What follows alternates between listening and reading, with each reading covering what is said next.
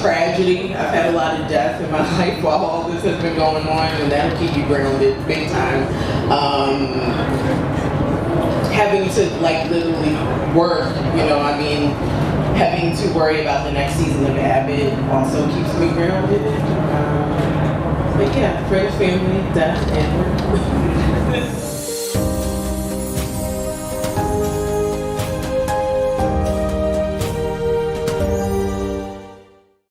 The woman of the hour, okay? This is your Young Bold and Regal correspondent, Niaz Marie, and we have Miss Emmy Award winner, SHERYL. How are you doing tonight? I am wonderful, thank you. I am wonderful. I am happy. I'm still so thrilled about what happened to me a week and 2 days ago. Yes, can you please take us back to that moment? What did that mean to you? I have to tell you something. I was shocked, and I was in shock because I was there to be supportive of my cast and others. Wow. I did not know it was going to end up being my moment. I did not know that God was going to give me that blessing. Oh. Ooh. And he blessed you. What did that bless me? Yes. And it is one thing to get the blessing. It's a whole nother thing for everybody else to bless you. It's a whole nother thing for everybody else to celebrate with you.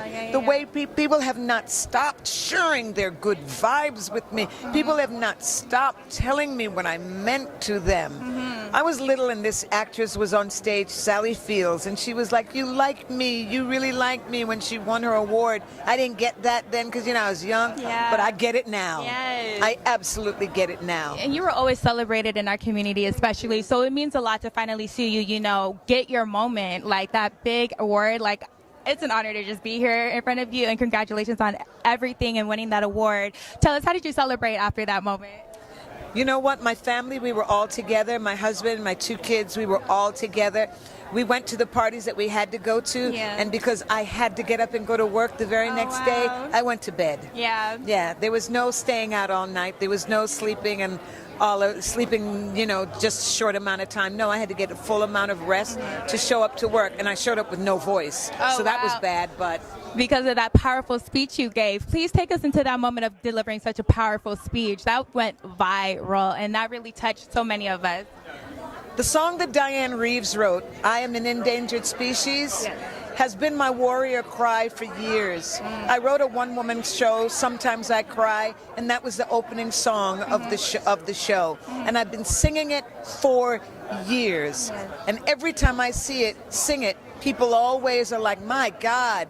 So when the moment came, all I could think of was to finally tell this industry, I'm a woman. As you are, yes. I am an artist, and I know where my voice belongs, and after all these years, I am still here doing what I love, and I'm happy that I won that Emmy, but if I didn't win that Emmy, I was still going to be a winner in this industry in my mind. Yes, you are a winner. Thank you. So, we're here celebrating the life and career of Mr. Sidney Poitier. Please let us know in what ways has he impacted and shaped your career. Mr. Sidney Poitier gave me my very first job. Wow. A piece of the action. Last of a trilogy of films that he and Mr. Bill Cosby did. And Mr. Poitier was an incredible director and mentor to me. Mr. Poitier, after I finished that movie, said to me, you're so good. I just wish the industry had more to offer you. Mr. Poitier was honest in telling me, it's not going to be easy, but if you love it, you won't do anything else. And he was right, because I sure do love it. Yes, and I know he's smiling down on you right now. I know he's smiling on you. Behind me, and I know he is. Yes, and I know he's happy. Yes, and last thing, Miss SHERYL, let us know, what makes you Regal? You were here on Young Bold and Regal's platforms. Let us know, what makes you Regal? The crown I wear. You may not see it, but it is the crown I wear. And heavy is the head that wears the crown. But I know that the crown I wear is for me to pass on to other young women that come behind me, to let them know you can make better choices for yourself. You can be the queen and the princess you want to be. Check yourself, check your heart, check your mind, check your spirit, check the words coming out of your mouth, because at some point this crown must be yours, and you must be queen enough to wear it. You just spoke to me with that. Thank you so much, Queen. Thank you. That is SHERYL Ralph. And we're here with Lisa Ann Walter of Abbott Elementary. the last time you were so gracious and nice to give my sister a huge shout out because she loves the Parent Trap. But also, me and my team, we're such a fan of your career in its totality. Thank you. I appreciate it. How do you feel being in the midst of that and looking back and looking forward and also being on Abbott Elementary right now? You know, I'm a hardworking woman, and SHERYL and I talk about this quite a bit. There are years when you're pushing forward and you're doing your own projects. I'm writing my own stuff. I'm creating unscripted series. You don't sit there when you're a smart woman in this business, knowing how the business can treat women as they age. You don't sit and wait for jobs to come to you. You create opportunity. And so I've done that all the way along, but there are times when you go, I know what I have to offer. That's not gone away, but I don't know if they want what I have to offer. So I don't know, maybe I'll look at buying a house in the mountains. Maybe, and SHERYL was just talking about this too. We both felt the same way. Maybe I'll take my money, I'd go to the mountains. She would get a beautiful place in Jamaica, because that's how she rolls. And just take it and kind of lay low. But you keep pushing. You get up in the morning and you say, that's not what an actor does. An actor gets up every day, they go and find that opportunity, and they show what they've got. And in this instance, we have QUINTA Brunson, who said, I've always loved you. SHERYL, I've always loved you, Lisa, and I know what you're capable of. And I'm going to remind America. We love it. We'll just comment here. When we heard about Elementary and we saw the cast, I told people, this is the cast of people we've loved our entire careers. Yes. From QUINTA Brunson, seeing her go viral on Twitter. Like come up from a baby. Right? Yeah. To yourself, of course, to SHERYL Ralph. Yes. And I said, this show. Tyler. Yes. So Yeah.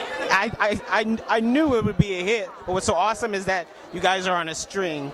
You guys are so with the writing, of course, but you feel it. I don't even feel like you're acting, guys. Sometimes I just feel like you guys just come through the screen so much. You know what? It's funny you say that. I think people feel like that's why they feel like they're at home when they watch our show, because we do feel like family. We feel like family to each other. And there's a lot of ourselves in our individual characters, but I think of the characters sometimes and think, wow, I'm way more like Jacob. Like, I'm a little more corny. I use big words, like, as a person, and, like, start telling stories that nobody cares about history stuff. Like, I have some of that in me. I have some of Ava Coleman in me, you know, being fabulous and over the top.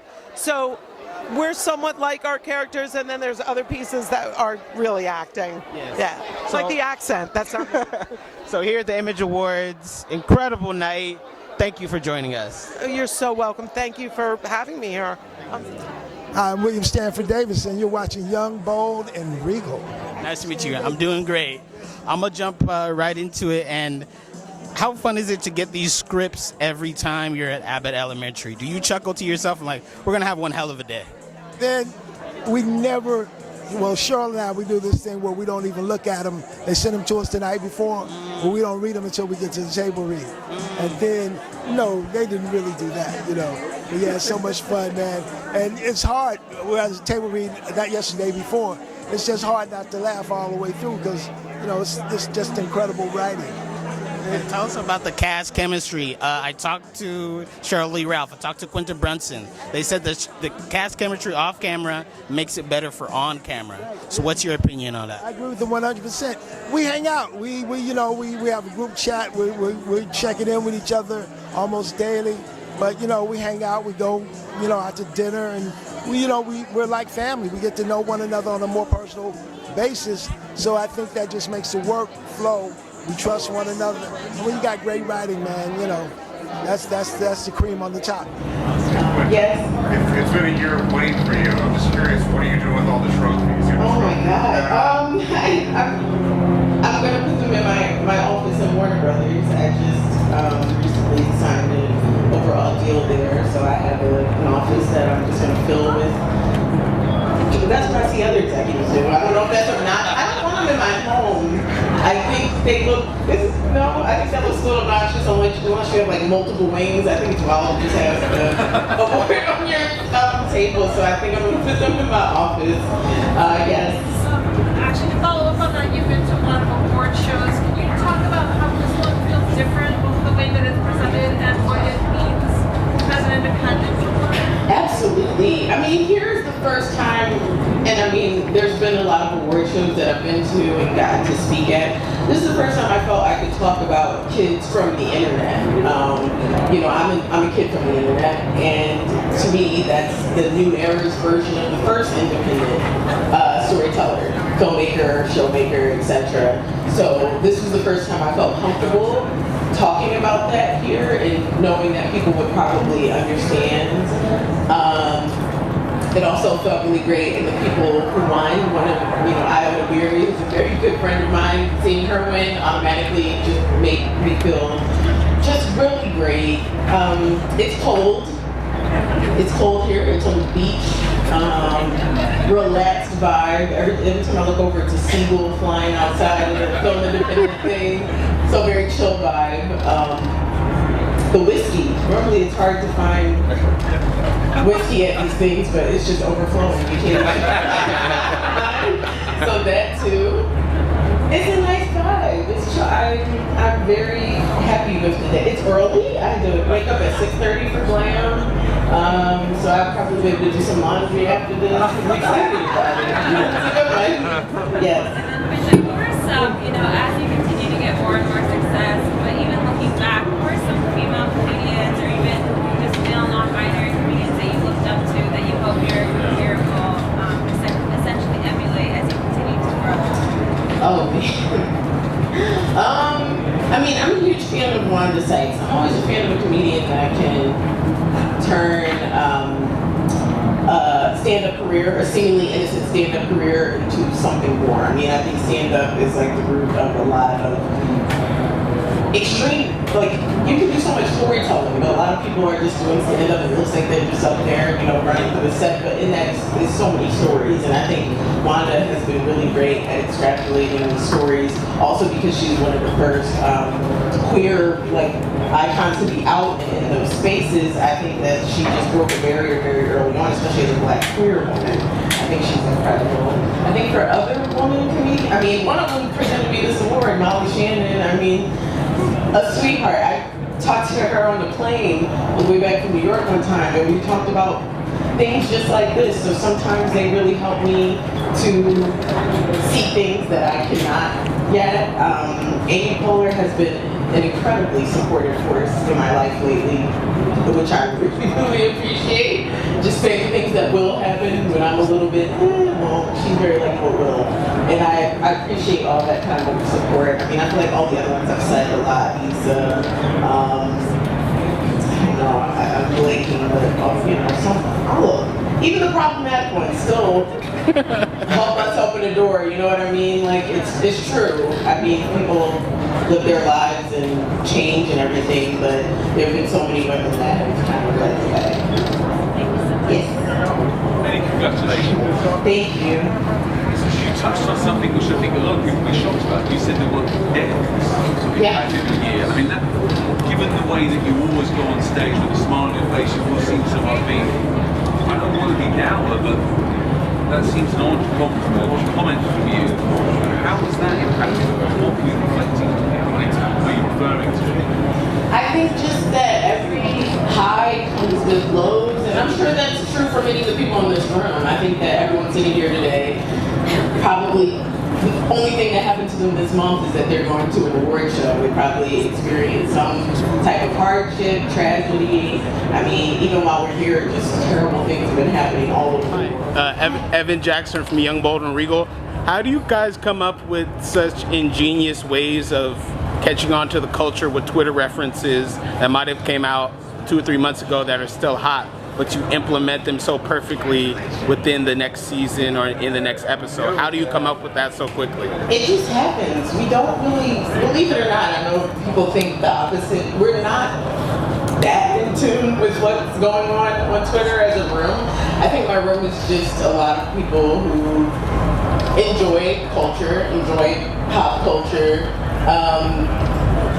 actually kind of have a little bit of a no Twitter rule in the room so that we're not really bringing in that stuff. And if anything, I'm more interested in helping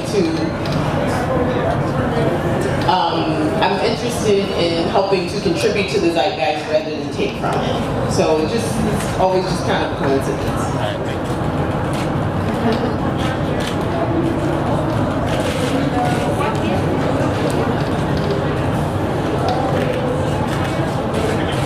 One more smile this way, everyone. Yeah. And Quinta looking back one time.